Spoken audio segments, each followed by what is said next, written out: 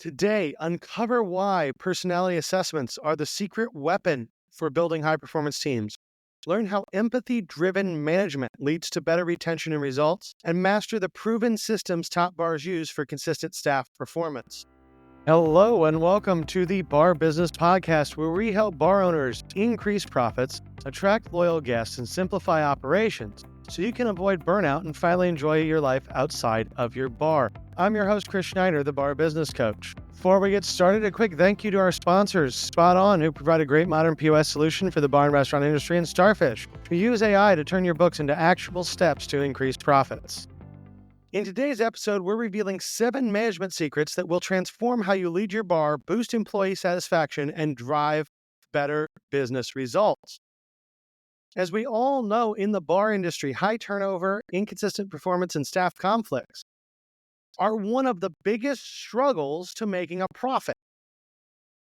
It is amazing to me how many owners I talk to that are struggling or on the bubble, and when I start to look at their numbers, a glaring thing that comes up time and time again is labor costs that are 40, 50, 60%. And let's be real honest here, you cannot make money in this industry with a labor cost that's 50 or 60%. You just can't do it. It's not mathematically possible. And one of the biggest causes of high labor cost is high turnover. So it's important to remember that if you don't have the correct management approach to employee satisfaction, to making sure your employees are happy and trained and your team is able to succeed, those team members are going to become frustrated and leave. And that just makes the problem worse and worse. So like I said, today we are breaking down 7 management secrets, if you will, to lower your turnover and improve your staff performance in order to prevent labor from preventing you from making a profit.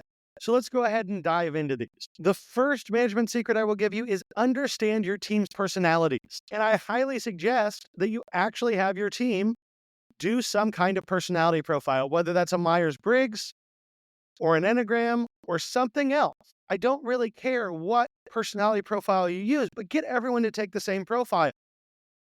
Not only will this help you learn more about your team, but it will allow you to match their roles to their natural strengths. Let's face it, when it comes to bartending, you probably don't want an introvert behind your bar. Maybe you do. It depends on the exact personality. But if you want a bartender that's talkative, that's engaging, you probably want someone that's more of an extrovert. Likewise, if you have an extroverted person stuck back in your kitchen, they may not enjoy that. They may seek more personal interaction than what they're getting. So it's important to understand people's personalities to make sure that they can actually succeed at different roles. Now, that does mean you're going to have to match your roles with personality types, which can be difficult. And like I said, this is not always 100% true. I've known very introverted people that can fake it and be great bartenders. But generally speaking, we want to match roles and personalities together so that we're playing to people's natural strengths. The other benefits you get from understanding your team's personality better is you can adapt your communication styles to the different personality types. Not everyone responds the same way to the same information. Sometimes when you know people's personality, you have a better opportunity to communicate with them in a way that's more effective. Now, there are 2 other benefits to understanding your team's personality. First, it allows you to create balanced teams with complementary traits. You don't want everyone on a shift to be an aggressive type of person that's very dominant, that's going to try to run over everyone else. If you do that, all your servers are just going to be competitive and they're not going to gel well as a team. You need different personality traits and complementary traits on every shift to the extent that you can. Now, that's not always plausible or even something that is remotely possible. But if you can, putting people that work well together will serve you best, and generally that means they have complementary personality traits. You can also use these insights to resolve interpersonal conflicts more effectively. If people understand personality types and understand where someone else is coming from, they are less likely to take offense or react negatively when they come into conflict with that person. Now, our second management secret for team management is going to be build systems for success. Now, that is both in the documented standards and procedures that you want people to follow and in your training programs. So if you want to dive into training programs, last week I did a whole episode on training programs. So you can refer back to that, download that one and check it out if you didn't give that a listen already. But your training will only work to this extent that you have documented procedures. And those documented procedures need to include in them objective, measurable performance metrics. That way you can use those performance metrics with your team. They're trained on them, they know them, they are aware of them. And by pushing those performance metrics, you can help them become better. Those performance metrics also work to develop for you an accountability framework.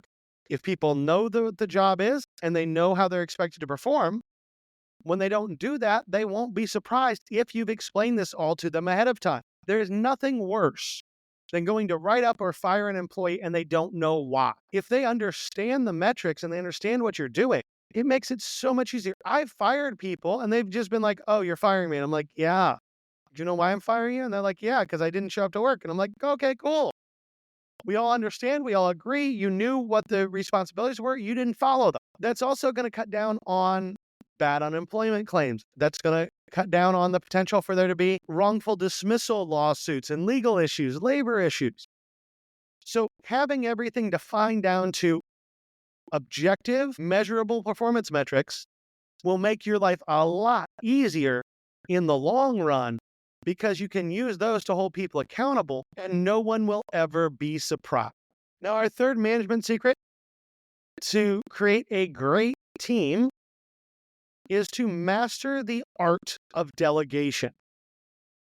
And this is something that when I meet with a lot of bar owners, when I talk to people, let's face it, as a small business owner, and I'm just as guilty of this as anyone else, we all have a tendency to want to control every aspect of every process. And oftentimes we say, well, no one can do this as well as me, and that's why I must do it. No one can do this as good as me, and that's why I must do it. That's probably one of the most detrimental statements that a business owner could make, whether it's a bar or a landscaping company or anything. And the reason behind it is this. No one can do it as good as me. That may or may not be true. There are some things that all of us are naturally gifted in, and honestly, no one else in the business can do it as well as we can. But even if that is true about something, if someone else can do it 80% or 90% as well as you, there's no reason not to let them. If nothing else, they get you 90% of the way done, and then you just make a couple tweaks. And those couple tweaks will take you a lot less time than actually doing all the work yourself. So there is never a reason not to delegate something. Now, when it comes to delegating, you need to identify the tasks that are best to delegate. And generally speaking, those are going to be process-oriented tasks. Those are going to be things where there's a standard and a system that someone can implement easily with clear directions they can follow. Obviously, if you're delegating tasks that you do as an owner, some of those are going to be more complex than others. And that's where you need to make sure that you're matching what you're asking someone to do to the skill of what they can produce. Now, this is a ridiculous example, but you would probably never take someone who's working in your kitchen who may not speak great English and have them manage your social media. A, they're not interacting with your guests and on the floor and they can't take pictures as easily. But B, unfortunately, the fact that they don't speak great English, probably they should not be writing on behalf of your company. So you need to make sure you're matching responsibilities and skill levels as you go about delegating. When you delegate, the thing that you absolutely must do is train people properly. If you delegate something to someone and they screw it up and you did not give them clear expectations, clear deadlines, and great training, it's not their fault they screwed that up. It's your fault, because you didn't lay the groundwork for them to be successful. Now, assuming you have clear expectations, deadlines, and you put in place proper training, you should be able to follow up without micromanaging. The one thing that you cannot do that will hurt your team culture more than anything else when it comes to delegation is to micromanage. You absolutely cannot sit over their shoulder and watch them do it. You have to let people do that. Let them make mistakes, but give them the training, tools, standards, expectations, and deadlines they need in order to be successful, in order to not fail. So you don't have to micromanage, because when you start to micromanage, you hurt your team culture. People feel like you're always looking over their shoulder because, well, frankly, you are. And that leads to a hostile work environment, or if not a hostile work environment in the way that the attorneys would like to use it, at least a work environment that most of you people on your team probably don't want to be in. And you're never going to keep and attract great employees in a poor culture. So it's going to take us to our fourth team management secret, which is you have to lead with empathy. We work in a business where, for those of you that have been around a long time, you probably remember the 80s and 90s where, the GM going around and calling everyone a fucking idiot wasn't unusual in a lot of establishments. Obviously, we can't do that today. Your employees will just tell you to go fuck yourself and walk out. But the overall work framework has changed. The overall culture when it comes to work has changed over the last 40 years. So you have to lead with empathy, which I know for a lot of type A personalities that own businesses can be very hard. A, because you feel like you don't have the time, and B, because whatever you're being told, you just want to shut it down, give them the right answer, and move on. But I'm here to tell you that doesn't work. First of all, you always need to make the time to listen to your team. Whether it's ridiculous or fantastic what they're telling you, you need to listen. And you need to listen actively. You need to not listen while you're on your phone making an order. You need to not listen while you're doing something else. You need to actively listen, actually hear the words they're saying, and react to them. Beyond that, leading with empathy means that you understand people have personal challenges. And you accept that. It's so easy to tell people everything in your personal life, you need to leave that at the door.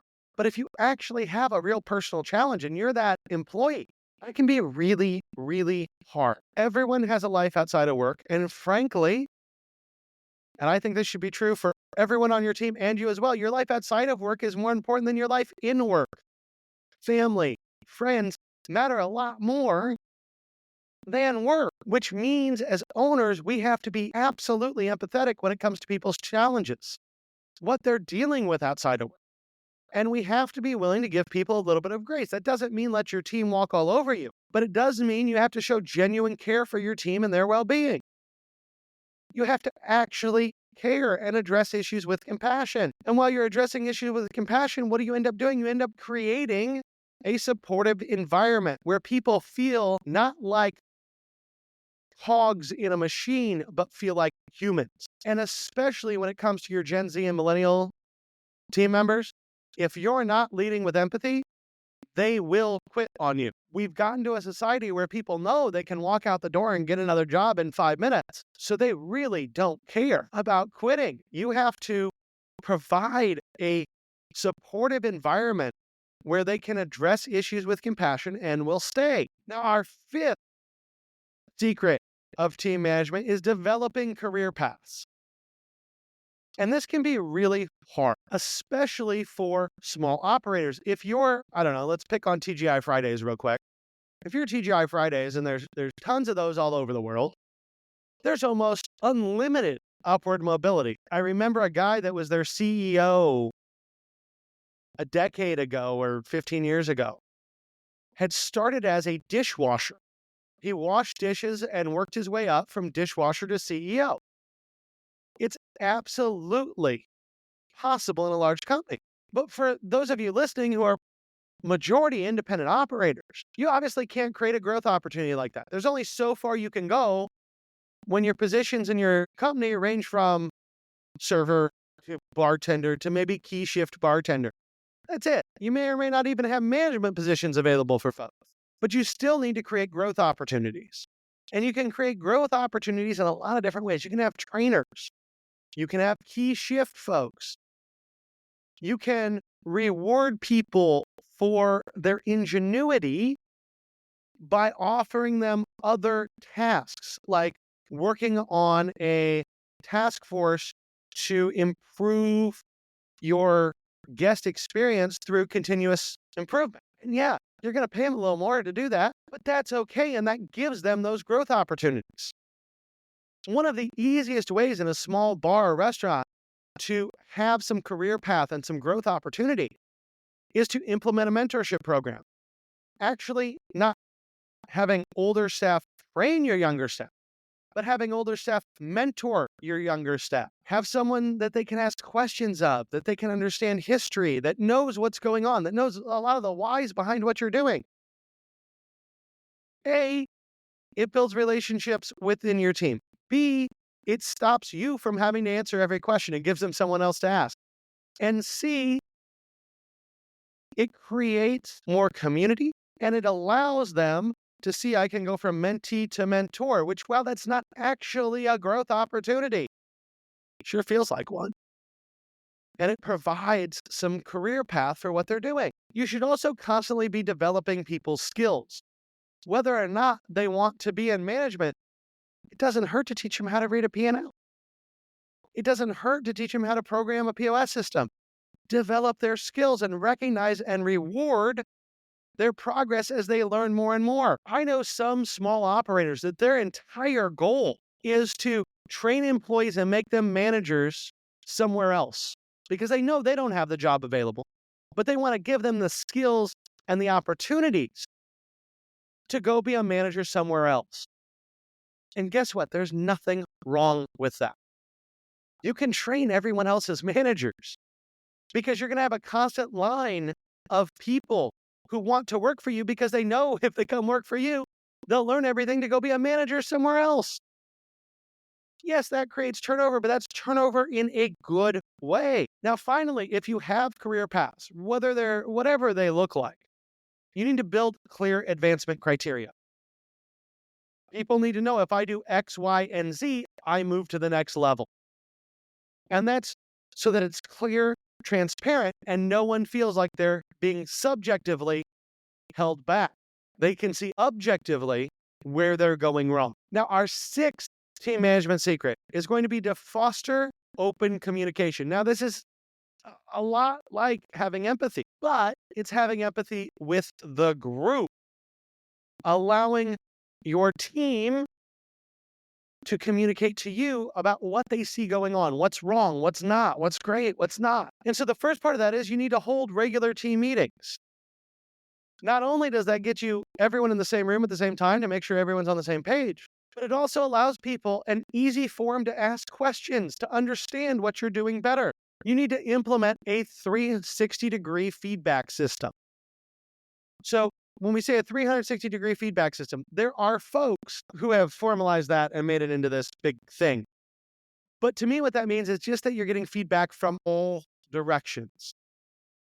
So if you have a bartender and a bar manager and a GM, well, that bartender should get feedback from the bar manager, should get feedback from the GM, should also get feedback from the servers and the guests. And when everybody is getting feedback from all sides, A, it makes us actually understand what we're doing better and be better employees and better individuals, because even as an owner, you should be getting this feedback. But it also gives people a safe way to, without actually saying it to your face or even anonymously, tell you what's going on and what they think. So you need strong feedback systems in place in order to foster open communication. Now, you can't just expect transparency from your team up. You also have to trust them, give transparency from ownership down. And that means sharing your business goals and metrics. Tell people where they are, how they're performing, where you want to see things go, what's working and what's not. I've said this before, but what gets measured gets managed, and what gets managed gets done. And that's absolutely true.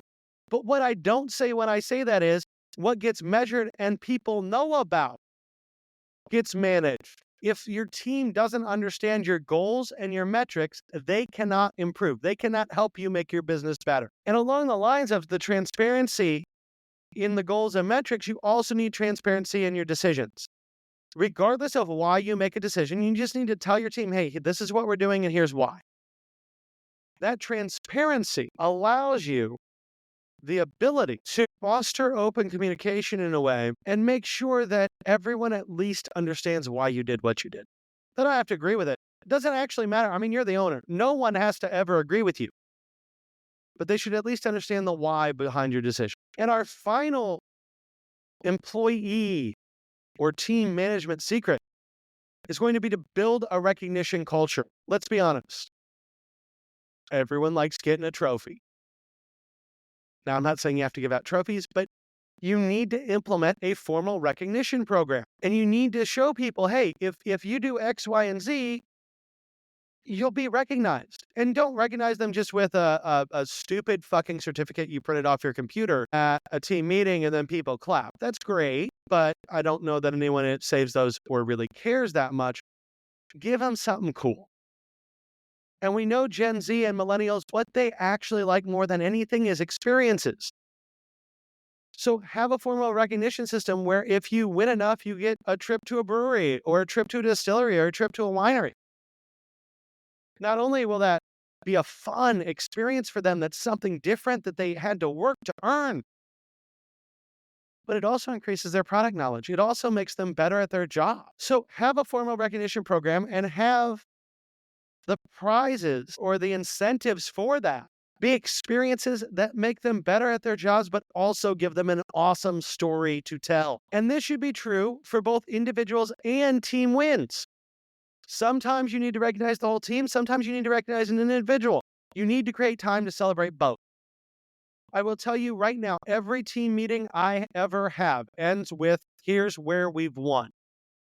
These are the wins since the last meeting. This is where we are doing great.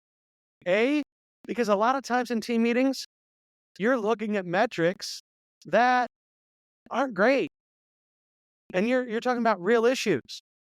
And rather than leave everybody in that mindset of, well, woe is me, there are so many issues, give them something to celebrate at the end of a meeting. And along with building recognition, the final note on this part, I will say, create team building opportunities. And team building opportunities, I think, are best as experiences. Close the bar, have a party for everybody on the staff one day. I used to do that every Labor Day. Labor Day is a day meant to celebrate the fact that we work hard. So I figured my job on Labor Day was to make sure my employees could have a great time and did not have to work. But create team building opportunities. It can be something as simple as a party, but you could also do a high ropes courses or any sort of team building activity that you would see a corporation do. Though I will say, in my experience, corporate folks are a lot more likely to go along with something hokey than hospitality folks. So make sure whatever the activity is, it's actually engaging to people. So with these 7 team management secrets, you form the foundation for building an engaged and high-performing team. By understanding their personalities, implementing systems, delegating effectively, leading with empathy, developing your team's careers, fostering open communication, and building a culture of recognition, you'll create a workplace where employees want to stay and excel, lower your turnover, and boost your bottom line.